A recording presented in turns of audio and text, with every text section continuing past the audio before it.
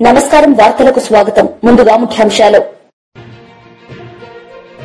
పదేళ్లలో రాష్ట్రాన్ని అన్ని విధాల ధ్వంసం చేసిన బీఆర్ఎస్ నేతలు ఇవాళ ప్రజా పాలనను విమర్శిస్తున్నారని మండిపడ్డ మంత్రి Ponnam Prabhakar.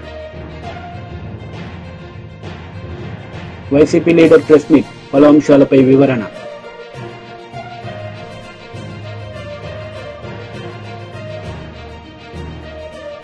YCP leader media సమావేశం నిర్వహించారు. ఈ సందర్భంగా ఆయన మాట్లాడారు.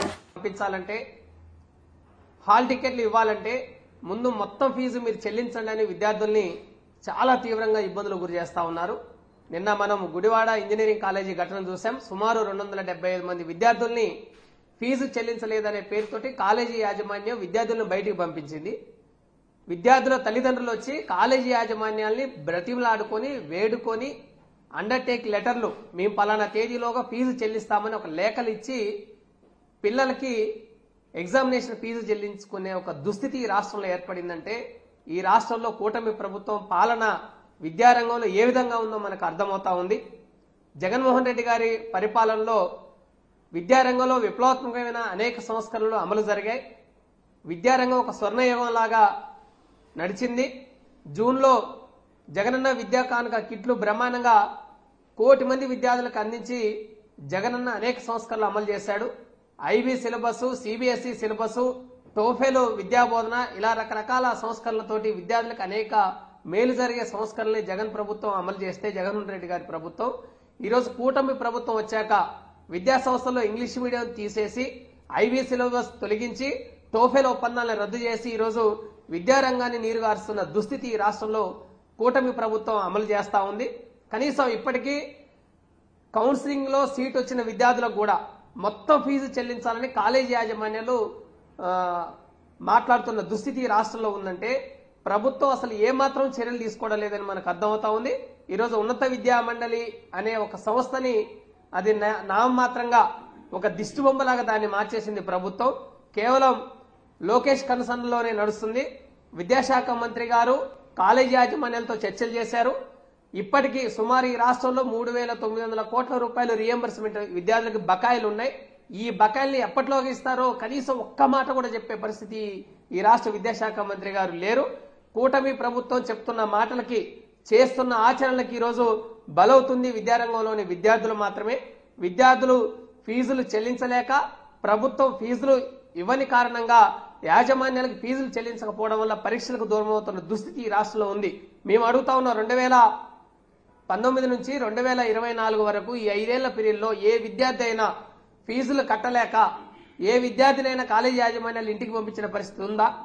అనుకున్న టైంకి ఏ క్వార్టర్ ఫీజు ఎప్పుడు ఇవ్వాలో ముందే డిసైడ్ చేసి ముందే ఒక ప్రణాళికాబద్ధంగా జగన్మోహన్ రెడ్డి గారు ముందే చెప్పి బటన్ నొక్కి తల్లుల ఖాతాల్లోకి పేరెంట్స్ ఖాతాల్లోకి ఫీజులు చెల్లించే విధంగా ఒక నిర్దిష్టమైన ప్రణాళికని జగన్మోహన్ రెడ్డి గారు అమలు చేస్తే కూటమి ప్రభుత్వం వచ్చిన తర్వాత మొత్తం దాన్ని డైవర్షన్ చేసి దాన్ని రద్దు చేసి ఈరోజు విద్యార్థులకి ఫీజు చెల్లించే పరిస్థితిని ఈరోజు చంద్రబాబు ప్రభుత్వం అమలు చేయడం లేదు.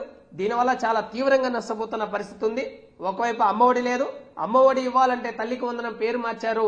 ఈ రాష్ట్రంలో ఎంతమంది పిల్లలు చదివితే అంతమంది పిల్లలకి స్కూలు ఇంటర్మీడియట్ పిల్లలందరికీ తల్లికి వందనం ఇస్తామని చెప్పిన ఎన్నికల హామీగా ఇచ్చిన కూటమి ప్రభుత్వం ఈరోజు 12,600 కోట్ల రూపాయలు ప్రతి ఏటా అవసరమవుతాయి 84 లక్షల మంది విద్యార్థులకి. కానీ ఇవేమీ ఇవ్వకుండా దాని గురించి మాట్లాడకుండా ప్రభుత్వం కాలయాపన చేస్తా ఉంది. రియంబర్స్మెంట్ బకాయిలు మాత్రం అసలు ఈ రాష్ట్ర విద్యాశాఖ మంత్రి గాని ఈ రాష్ట్ర డిప్యూటీ చీఫ్ మినిస్టర్ గాని ఈ రాష్ట్ర ముఖ్యమంత్రి గాని 10 ఏళ్లలో రాష్ట్రాన్ని అన్ని విధాల ధ్వంసం చేసిన బీఆర్ఎస్ నేతలు ఇవాళ ప్రజా పాలనను విమర్శిస్తున్నారని మంత్రులు మండిపడ్డారు. హైదరాబాద్ బషీర్బాగ్ ప్రెస్ క్లబ్ లో జరుగుతున్న తెలంగాణ యూత్ డే సదస్సుకు ముఖ్య అతిథులుగా మంత్రులు జూపల్లి కృష్ణారావు, పొన్నం ప్రభాకర్, ఎమ్మెల్సీ కోదండరాం హాజరయ్యారు. గత సర్కార్ విద్య, యువత విషయంలో నిర్లక్ష్యం వహించిందని మంత్రి జూపల్లి విమర్శించారు. అండర్ గ్రౌండ్ లోపల వాటర్ ను తీసుకొని వెళ్లి ఆనాడు రోడ్ల మీదకి వర్షం వస్తే నీటి నిల్వలు రాకుండా తాత్కాలికంగా సంపులన్నీ కట్టి వాటిని అవసరమైతే తిరిగి డ్రైనేజీకి పంపే విధంగా ఏర్పాటు చేసినటువంటి ఒక ఆలోచనకు సంబంధించి ఏ విధంగా ఆలోచన అంటే స్పార్క్ ఎట్లా వస్తుంది అనేటువంటి మాటకి సందర్భంగా తెలియజేస్తా ఉన్నా. అదేవిధంగా ఈరోజు హైదరాబాద్ సంబంధించి దాదాపు 600 MTD వాటర్ అవి కూడా ఆనాడు కృష్ణా గోదావరి దగ్గర ఫేజ్ 1, ఫేజ్ 2, ఫేజ్ 3 ఏదైనా కూడా కావచ్చు, మన ప్రభుత్వాలు తెచ్చేది తప్ప 10 సంవత్సరాల ఒక నీటి చుక్క కూడా హైదరాబాద్ కు రాలేదు, ఎవరు తెచ్చే ప్రయత్నం చేయలేదనే మాట కూడా ఈ సందర్భంగా మనం చేస్తా ఉన్నాం. దాంతో పాటుగా ఈరోజు ఎస్టీపీలకు సంబంధించి కావచ్చు, ఇతరత్ర వాటర్ స్టోరేజ్ సంబంధించినటువంటి ట్యాంక్స్ నిర్మాణం కావచ్చు, అన్ని రకాల కార్యక్రమాలు జరుగుతూ ఉన్నాయి. అదేవిధంగా ఈరోజు మేము కూడా కొంత ప్రజాప్రతినిధుల బృందంగా అధికారులతో కలిసి సీఓలకు వెళ్ళిన ముఖ్యమంత్రి గారి ఆలోచన మూసికి సంబంధించిన ఆ ప్రాంత ప్రజల యొక్క జీవిత స్థితిగతులు మెరుగుపరచాలి, వాళ్ళందరినీ అభివృద్ధి బాటలో జనజీవన స్రవంతిలో కలిసి మిగతా ప్రజల్లాగా బతకాలి, మురుగు కంపంలో ఎందుకు ఉండాలనే ఆలోచనతో ఒక కార్యక్రమం తీసుకుంటే గతంలో మాటలకే పరిమితమై మూసి అభివృద్ధికి కాంగ్రెస్ నుంచి పోయిన శాసనసభ్యులు చైర్మన్ చేసుకుని ప్రకటనలకే పరిమితమైతే ఈరోజు వ్యవస్థలో ప్రత్యక్షంగా అమలు చేసి చూపెట్టాలని ప్రయత్నం చేస్తే అనేకమైన అభ్యంతరాలు పెడతా ఉన్నారు. ఈరోజు వాటర్ ఉన్నటువంటి అది అమెరికాలో కావచ్చు, లేదా లండన్లోనో థేమ్స్ కావచ్చు, లేదా ఇంకెక్కడ ఉన్నా మన పక్కన గుజరాత్ లో సబర్మతి కావచ్చు, అనేక జాగల్లా ఆ విధంగా అభివృద్ధి చెందింది.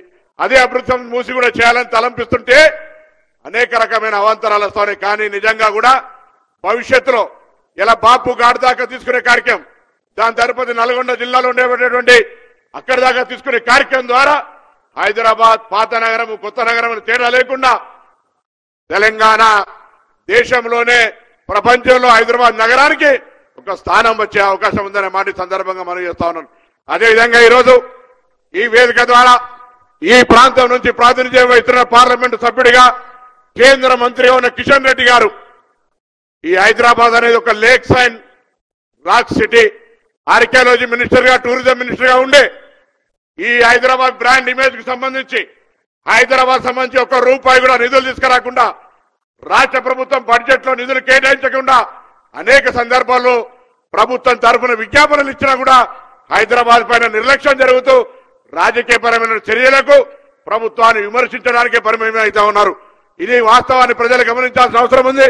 అదేవిధంగా హైదరాబాద్ సంబంధించి బ్రాండ్ ఇమేజ్ అంటే ఒక ఏదో మౌలిక సదుపాయాలే కాదు, ఈరోజు పట్టణ ప్రజలు ఢిల్లీలో ఏ విధమైన సమస్య ఎదుర్కొంటున్నారో అటువంటి సమస్య హైదరాబాద్ కు రావద్దని ఒక ఈవీ పాలసీ తీసుకొచ్చి పరిమితమైన సంఖ్యలో కాదు 2026 డిసెంబర్ 31 దాకా హైదరాబాద్ లో ఈవీ వెహికల్స్ అన్ని కూడా కొనుగోలు చేసే ఫ్రీ ట్యాక్స్, రోడ్ ట్యాక్స్, అదేవిధంగా రిజిస్ట్రేషన్ ట్యాక్స్ తీసేయడం జరిగింది. అంతేకాదు హైదరాబాద్ నగరంలో రవాణా శాఖ తరఫున ఆర్టీసీ తరఫున నడిచే అన్ని బస్సులను కూడా ఈవీ బస్సులుగా అసలు యాక్చువల్గా మ్యానుఫ్యాక్చర్ సప్లై చేస్తే ఇప్పటికే అమలు చేసేది ఉండే, కానీ మ్యానుఫ్యాక్చర్ సిబ్బంది ఉంది కాబట్టి దశల వారీగా హైదరాబాద్ లో ముఖ్యమంత్రి గారి ఆలోచన మేరకు రాష్ట్ర ప్రభుత్వం ఆలోచన మేరకు హైదరాబాద్ కాలుష్య రహితంగా ఇవాళ ఢిల్లీలో పాఠశాలలు బంద్ చేసుకునేటువంటి పరిస్థితి నుంచి మనకు మనమే రక్షించుకోవడానికి, పర్యావరణాన్ని రక్షించుకోవడానికి ఈవీ పాలసీ కూడా తీసుకొచ్చి ప్రజలందరితో ప్రశంసించబడుతున్న ప్రభుత్వంగా ఈరోజు అర్బనైజేషన్, రూరల్ అన్ని సమకాలీన అభివృద్ధి విధంగా తీసుకుపోయే ప్రణాళికతో హైదరాబాద్ రంగారెడ్డి జిల్లాలో ఇన్ని పనులు శంకుస్థాపన చేస్తున్న మీకు మరొక్కసారి హృదయపూర్వకంగా ధన్యవాదాలు. హైదరాబాద్ ప్రజలందరి పక్షాన దయచేసి అందరూ కూడా ప్రజలు ఈ జరుగుతున్న వాస్తవాన్ని అభివృద్ధిని బీఆర్ఎస్ నేతలు మీడియా సమావేశం నిర్వహించారు. ఈ సందర్భంగా పలు అంశాలపై వారు మాట్లాడారు. మరి కరెంట్ సరఫరా చేస్తే, మరి విద్యుత్ సరఫరా చేస్తే, పవర్ సప్లై చేస్తే మరి వారికి ఆ ఒక్క పథకాన్ని నిలిపివేసి వారిని నిరుత్సాహపడే విధంగా వారి వృత్తిపైన ఆధారపడ్డటువంటి నాయబ్రహ్మణ సోదరుని రోడ్డు పైన పడేసే విధంగా చేసేటువంటి చర్యల వల్ల వాళ్ళు రోడ్డు పైనకు వచ్చి ఈరోజు ధర్నాలు చేసేటువంటి పరిస్థితి ఈ యొక్క కాంగ్రెస్ ప్రభుత్వం, రేవంత్ రెడ్డి గారి ప్రభుత్వం చేస్తుందని చెప్పడానికి మరి నేను ఎలాంటి అనుమానం లేకుండా ఆధారాలతో పాటు కూడా నేను చెప్తా ఉన్నాను. అంతేకాకుండా ముఖ్యంగా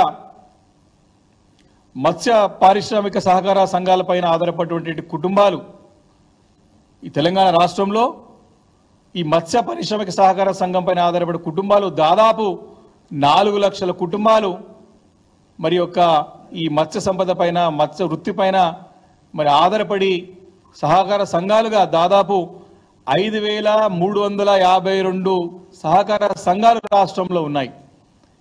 వీరందరూ కూడా ఈ యొక్క ఫిషరీస్ అంటే ఈ యొక్క వృత్తిపైన ఆధారపడి జీవించేటువంటి కుటుంబాలు అంటే దాదాపు 4 లక్షల కుటుంబాలంటే 20 లక్షల జనాభా. దీంట్లో అనేక కులాల వారు ఈ వృత్తిపైన ఆధారపడేటువంటి ముదిరాజు కానివ్వండి, గంగాపుత్రు కానివ్వండి, గూండ్ల కానివ్వండి, తెనుగులు కానివ్వండి, అదేవిధంగా బెస్తా కూడా కానివ్వండి. ఈ రకంగా ఇన్ని కులాల వారందరూ కూడా ఈ యొక్క మత్స్య సంపద పైన మత్స్య పారిశ్రామిక సహకార సంఘంగా ఏర్పడి ఈ యొక్క వృత్తిపైనే ఆధారపడి నివసించేటువంటి కుటుంబాలు ఇవన్నీ కూడా. మరి వారికి గతంలో కేసీఆర్ గారి నాయకత్వంలో మరి 100% సబ్సిడీతో 100% ఏ ట్యాంక్కి, ఏ చెరువుకి, ఏ కుంటకి ఎంత అయితే చేప పిల్లలు సీడ్ అవసరం పడుతుందో 100% సబ్సిడీతోని 100% ఫిషరీస్ అంటే ఫిష్ సీడ్స్తో పాటు 100% సబ్సిడీతో పాటు ఇచ్చినటువంటి ఘనత కేసీఆర్ గారికి, మా బీఆర్ఎస్ ప్రభుత్వానికి దక్కింది. అదే కాకుండా వారికి అనేకంగా వారికి వస్తువులు, వారికి అవసరమైనటువంటి సామాగ్రి, వలలు అనుకోండి, మోపెడ్లు అనుకోండి, అనేకంగా ఉచితంగా పంపిణీ చేసి ఈ యొక్క మత్స్య సంపద పైన, మత్స్య వృత్తి పైన ఆధారపడినటువంటి ఈ మత్స్యకారులందరూ కూడా ప్రోత్సహించి వారి జీవితాల్లో వెలుగులు నింపినటువంటి మరి చరిత్ర కేసీఆర్ గారికి ఉన్నది. ఒక్కసారి చూసుకున్నట్టయితే చేపల ఉత్పత్తి 2016-17లో దాదాపు 2 లక్షల టన్నులుంటే మరి 2022-23 వచ్చేవరకు 4,25,000 టన్నులు తీసుకొచ్చినటువంటి ఘనత మరి కేసీఆర్ గారికి దక్కుతుందని చెప్పి ఈ సందర్భంగా నేను మనవి చేస్తా ఉన్నాను. కొన్ని వేల కోట్ల రూపాయల సంపద వచ్చిన తర్వాత అంటే 2016-17లో ఈ యొక్క సంపద 2,200 కోట్లు ఉంటే 2022-23 వచ్చేసరికి దాదాపు 6,200 కోట్ల సంపదని సృష్టించినటువంటి ఘనత కూడా మరి బీఆర్ఎస్ ప్రభుత్వానికి గతంలో కేసీఆర్ గారికి దక్కుతుందని చెప్పి సభాముఖంగా మనవి చేస్తాను. ఈ 6,200 కోట్ల సంపద అంతా కూడా మరి ఈ యొక్క 4 లక్షల ఎవరైతే సభ్యులు ఉన్నారో మత్స్య పారిశ్రామిక సహకార సంఘం పైన ఆధారపడే కుటుంబాలు ఉన్నాయో అందరూ కూడా సంతోషంగా పంచుకొని ఆనందంగా నివసించేటువంటి సందర్భం. ఈరోజు పరిస్థితి ఏంది? సంవత్సరంగా వస్తూ ఉంది ఈ ప్రభుత్వం వచ్చి. సరే, కొత్త ప్రభుత్వం అంటే రాదు, తెలుసుకోలేరు అనుకోవచ్చు, కానీ దాదాపు వచ్చి సంవత్సరం కావచ్చు, దాదాపు సంవత్సరం ఈ రోజుకి. వైసీపీ లీడర్ మీడియా సమావేశం నిర్వహించారు. ఈ సందర్భంగా ఆయన మాట్లాడారు. చేతనైన చోట చెప్పుకోండి అనే విధానంతో ఈరోజు మొత్తం పవర్ సెక్టర్ మొత్తం కూడా I'm requesting to the honourable power minister mister Ravikumar, please look in to the matter. It is very serious. మీరు పవర్ బిల్లు కోసం వెళితే బిల్లు కట్టలేక 42,000 బకాయిలు కూల్ చేసుకునే వాళ్ళకి, అసలు మామూలుగా 200 యూనిట్లు కూడా వాడకుండా ఉన్న వాళ్ళకి, బాలింతలుగా ఉన్న కుటుంబాలు, పసిపిల్లలతో ఉన్న కుటుంబాలు, ముసలి వాళ్ళని పెట్టుకుని చిన్న రేకులు వేసుకుని పక్కన తాటేకులతో ఉన్నటువంటి ఆ ముసలి వాళ్ళని కూడా చూడకుండా కడతారా లేదా? కట్టకపోతే మొత్తం మీ కరెంటు తీసేస్తున్నామని చెప్పేసి మీటర్ని ఇంట్లోంచి తీసుకెళ్లిపోయి, ఆడవాళ్ళు కొంచెం ఆగండి అయ్యా మగవాళ్ళు లేరంటే వాళ్ళని బూతులు తిట్టి, ఇది నేను రియాలిటీ మీ ముందు చెప్తున్నాను, ఆ బూతులు నేను ఇక్కడ చెప్పలేను. వీళ్ళు ప్రవర్తించిన విధానం అంటే మీకు ఎస్సీలకు కూడా కరెంటు కావాలన్నా, ఎస్టీలకు కూడా కరెంటు కావాలన్నా, మీ తాత ఉన్నప్పుడు కరెంటు ఉందా, మీ నాన్న ఉన్నప్పుడు కరెంటు ఉందా, ఎవడిస్తాడు మీకు కరెంటు ఫ్రీగా? కులుకుతాం అనుకుంటున్నారా? ఇంకా రకరకాలుగా వాళ్ళు చెప్పలేని భాషలో చెప్పేడిసారు నాతోటి ఒక విలేజ్లో. ఇవన్నీ చేస్తున్న నేపథ్యాన్ని భరించలేక రాష్ట్రంలో ఉన్నటువంటి ఈ దాదాపు ఈ 20 లక్షల కుటుంబాలు ఖచ్చితంగా తిరుగుబాటు చేసే రోజులు రాబోతా ఉన్నాయి. తిరుగుబాటు చేస్తే ఏమవుతుందో తెలుసా? కరెంటు పేరు మీద ఉన్న ఉద్యోగి ఎవడైనా సరే, వాడు గుంజలు ఎక్కేవాడైనా కానీ, స్తంభాలు ఎక్కేవాడి దగ్గర నుంచి ఏఈ దాకా, ఈఈ దాకా, డిఈ దాకా, ఎస్సీ దాకా ప్రజలు తిరగబడితే అదే కరెంటు పోలుకి మిమ్మల్ని కట్టేసి, అదే కరెంటు పోలికి మిమ్మల్ని కట్టేసి బిల్లు అడగటానికి వస్తే మీ మీద తిరుగుబాటు చేసే రోజు వస్తుందో గుర్తుపెట్టుకోండి. ఎస్, జగన్మోహన్ రెడ్డి గారు 200 యూనిట్ల దాకా ఇచ్చాడు. వేర్ ఈజ్ యువర్ జీవం? ఈ 200 యూనిట్లని జగన్మోహన్ రెడ్డి గారు ఇచ్చిన దాన్ని మేము తీసేస్తున్నాం. కరెంటు డిపార్ట్మెంట్కి లాస్ వచ్చింది, మేము పెద్ద పెద్దోళ్ళు దొరికిపోతే వాళ్ళు మమ్మల్ని కొట్టేటట్టున్నారు కాబట్టి మేము కాలనీలకు వస్తాం, పేదోళ్ళని మేము బూతులు తిట్టచ్చు. ఈ విధంగా మీరు ప్రవర్తిస్తున్న విధానం కానీ ప్రభుత్వం ఒక చీకటమయం చేస్తున్నటువంటి దళితుల జీవితాలని దాదాపు 1 నెలగా 2 నెలలుగా కరెంటు తీసేస్తే చీకట్లో ఉండిపోయారు వీళ్ళందరూ, ఆ కిరోసిన్ లాంతర్లో ఏదో పెట్టుకొని. సో పెద్దవాళ్ళ దగ్గర పోగలుగుతున్నారా? పెద్ద పెద్ద ఎంఎన్సీ కంపెనీస్, లేకపోతే మీకున్నటువంటి ఫ్యాక్టరీస్, లేకపోతే ఇంకొకరి దగ్గరికి ఎవరి దగ్గర పోవట్లేదు. వై దిస్ కూటమి is concentrated only on poor people? అంటే జగన్మోహన్ రెడ్డి గారు పేదవాళ్ళకి అండగా ఉన్నారని, జగన్మోహన్ రెడ్డి గారికి ఓటేశారని మీరు గ్రామం వెళ్ళి గ్రామంలో కూడా తెలుగుదేశానికి కూటమికి ఓటేస్తే వాడు బకాయి ఉన్నా వాడి కరెంటు పోదు, తెలుగుదేశానికి కాకుండా వైఎస్ఆర్ కాంగ్రెస్ పార్టీకి ఓటేస్తే కాలనీలో వాళ్ళందరూ కరెంటు మొత్తం పీకేసి వెళ్ళిపోతా ఉన్నారు. ఇది న్యాయం అని అడుగుతున్నాను నేను. న్యాయం కానప్పుడు ఖచ్చితంగా ప్రజల్లో తిరుగుబాటు వస్తుంది, వాళ్ళు కూడా కోర్టులకు వెళ్ళి మీ సంగతి కూడా చూస్తారని చెప్తున్నాం. Requesting government, if you are going to be sincere, if you want to prove yourself, don't touch these SC and ST people who are below 200 units and who are using this power. దీన్ని మీరు ఈ రాష్ట్రంలో ఏం చేస్తున్నారో ఒక్క మాటలో చెప్తాను నేను. కూటమి ప్రభుత్వం వచ్చిన తర్వాత పెను శాపంగా దళితులు భావిస్తూ ఉన్నారు. మీరు చేసే ప్రతి పనిని జగన్మోహన్ రెడ్డి గారు ఈ రాష్ట్రానికి BRS leader Koppula Eshwar media సమావేశం నిర్వహించారు. ఈ సందర్భంగా ఆయన మాట్లాడారు. దీని లెక్క చూస్తే కేవలం ఒక 6 కోట్లకు మించి 26 కోట్లకు మించి లేదు. 26 కోట్ల రూపాయలు ఇచ్చి 15,000 కోట్ల రూపాయలు ఎగబెడదామనేటువంటి ఒక ప్రణాళిక మాత్రం మీరు సిద్ధం చేసుకున్నట్టే కనబడుతున్నది.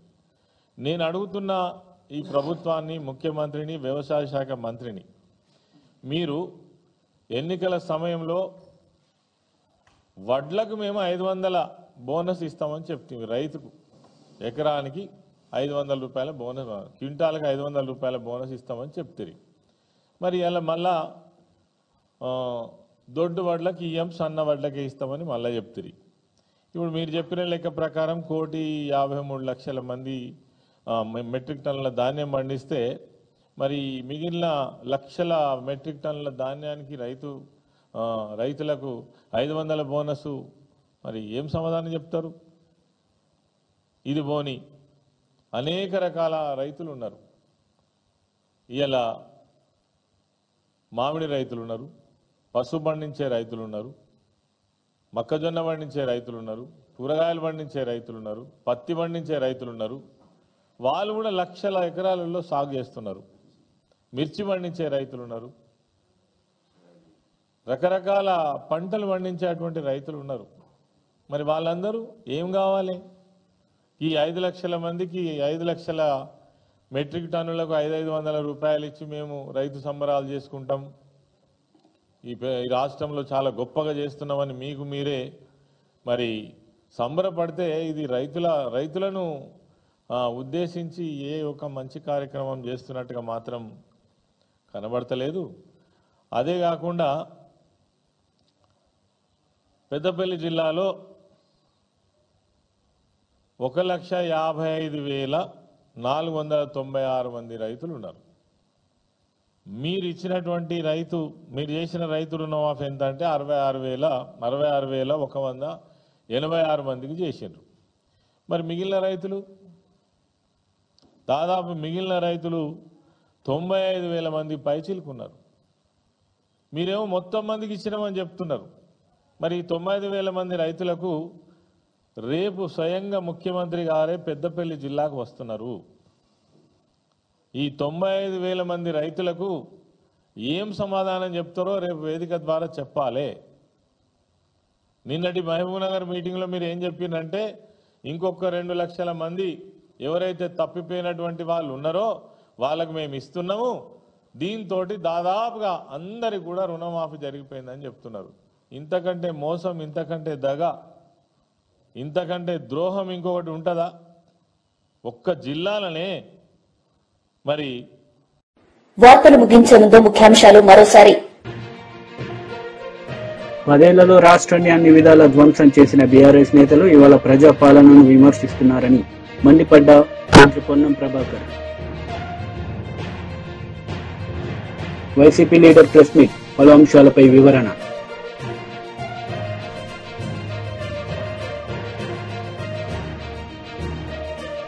ఈ వార్తలు ఇంతటితో సమాప్తం. తిరిగి ప్రసారమయ్యే వార్తల్లో మళ్లీ కలుద్దాం. అంతవరకు సెలవు. నమస్తే.